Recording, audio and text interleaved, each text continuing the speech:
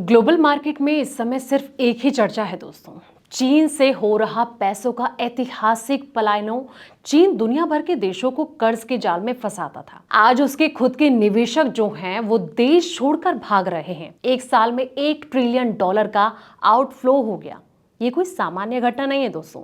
ये चीनी communist party के लिए खतरे का सबसे बड़ा अलार्म है। एक्सपर्ट कह रहे हैं कि चीन के रियल एस्टेट संकट, मंदी की आहट और सरकार के कड़े नियंत्रण ने अमीरों में डर पैदा कर दिया है। लोग वैध और साथ ही अवैध हर रास्ते से अपना पैसा चीन से बाहर निकाल रहे हैं। आज की इस बड़ी बहस पर इसी पर ही जानेंगे कि क्या ये $1 ट्रिलियन का झटका चीन को हमेशा के लिए घुटनों पर ले आएगा और चीन की इस पाबंदी से भारत के बाजार को कितना बड़ा फायदा होने वाला है। तो बने रहिए इस रिपोर्ट में हमारे साथ, क्योंकि इस रिपोर्ट में आगे होने वाली है चौंकाने वाले खुलासे। नमस्कार, मैं हूं आपके साथ संध्या बिष्ट और आप देख रहे हैं द इकोनॉमिक टाइम्स हिंदी। दोस्तों, अमेरिका के बाद चीन दुनिया की दूसरी सबसे बड़ी इकोनॉमी है। पूरी दुनिया के बाजार चीन से आने वाले सस्ते सामान से भरे पड़े हैं। चीन की गाड़ियां, इलेक्ट्रॉनिक सामान, टेक्नोलॉजी दुनिया भर में छाई रहती है।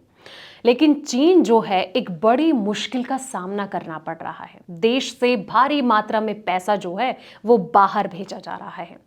पिछले साल यानी कि 2025 में करीब $1 ट्रिलियन की पूंजी जो है वो विदेश भेजी गई, जो कि अब तक का रिकॉर्ड है। देश में 2006 में इस तरह के आंकड़े रखने की शुरुआत हुई थी। पिछले 5 साल में यानी कि 2021 से देश से कैपिटल आउटफ्लो जो है वो दोगुना हो चुका है। चीन के निवेशक विदेशी ब्रोकर्स के जरिए देश से पैसा निकाल कर जो है विदेशी बाजारों में लगा रहे हैं। और ये जो फंड है खास करके हांगकांग, अमेरिका के बाजारों में निवेश किया जा रहा है। चीन के इसे रोकने के लिए जो है 22 मई को क्रॉस बॉर्डर स्टॉक ट्रेडिंग पर पाबंदियां लगा दी और चीन की सरकार ने सभी अवैध अकाउंट्स को 2 साल में लिक्विडेट करने का जो है ऑर्डर दिया है दोस्तों।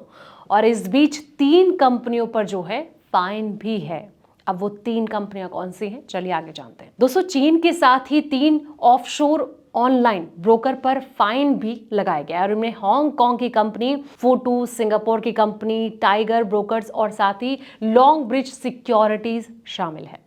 इन कंपनियों पर आरोप है कि उन्होंने चीनी निवेशकों को $330 मिलियन के विदेश शेयर बेचे और इसके लिए सरकार से परमिशन नहीं ली। और चीन की सरकार जो है देश से बढ़ते कैपिटल आउटफ्लो को रोकने के लिए जो है हर संभव प्रयास करती जा रही है। अब आगे बढ़ते हैं और कहीं ना कहीं ये जो सवाल मुद्दा गरमाता जा रहा है, ऐसे में ये देखना होगा कि चीन को इससे कितना बड़ा झटका लग सकता है। हालांकि चीन जो है एक कहीं ना कहीं मास्टर स्ट्रोक भी से माना जाता है कि कब ये कौन सी चाल चल दे किसी को समझ भी नहीं आ सकता। लेकिन जो ये इतना बड़ा आउटफ्लो हुआ है, इसको आप कैसे देखते हैं? कमेंट सेक्शन में अपनी राय जरूर दें कि इससे आने वाले दिनों में क्या इंडिया को कोई फायदा होता हुआ नजर आ सकता है। तो फिलहाल इस रिपोर्ट में दोस्तों इतना ही। ऐसे तमाम अपडेट्स के लिए आप देखते रहें द इकोनॉमिक टाइम्स हिंदी।